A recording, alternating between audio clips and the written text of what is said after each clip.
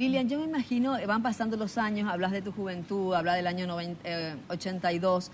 ¿Qué pensás vos? ¿En algún momento te sentís frustrada por las cosas que aparentemente siguen igual y las noticias que recibimos ayer y hoy estamos convocando a una marcha, a una manifestación que no sabemos si la gente va a ir o no? ¿Qué pensás cuando te acostás así, estás en tu soledad?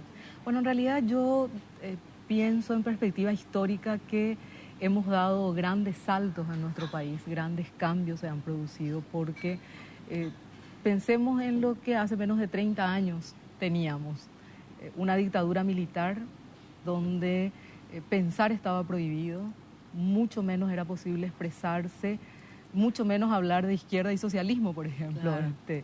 Cuñapurendá es un proyecto que nace de mujeres socialistas y feministas. Imaginemos lo que eso podía haber significado allá por el año 1970, Sí. nada más y nada menos que la cárcel, el exilio, las torturas, las desapariciones. Entonces, en realidad empezamos a gatear en democracia en 1989, cuando se produce el golpe que derroca a Stroessner, pero no cambia la cultura política de nuestro país, porque el mismo partido sigue gobernando finalmente, que fue el grupo que consolidó todo un proceso de pensamientos que se arraigaron muy profundamente en nuestra sociedad. Por ejemplo, el pensamiento clientelar y prebendario.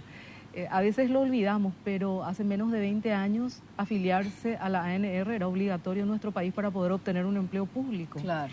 Hoy ya no es así. Sí, Hoy sí, las sí. cosas son diferentes, pero el pensamiento referido a la clientela y a la prebenda sigue muy expandido en nuestra sociedad, porque la cultura no se cambia tan fácilmente, Claro. menos aún la cultura política. Claro. La cultura política, que son un poco todos aquellos elementos que hacen a los pensamientos, las prácticas, lo que se cree que es normal en la política. Entonces, Lilian. eso todavía no cambió.